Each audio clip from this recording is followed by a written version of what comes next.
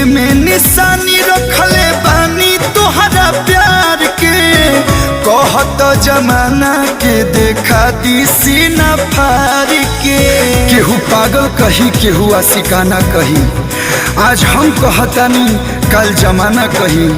अरे तू भले केहू और के हो जा, लेकिन हमके लोग तोहरे दीवाना कही। दिल में निशानी रखले बानी तोहरा प्यार के।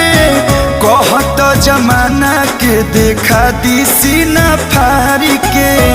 आज तोहर फोटो बा हो, आज तोहर फोटो बा करे जावा में टांगल।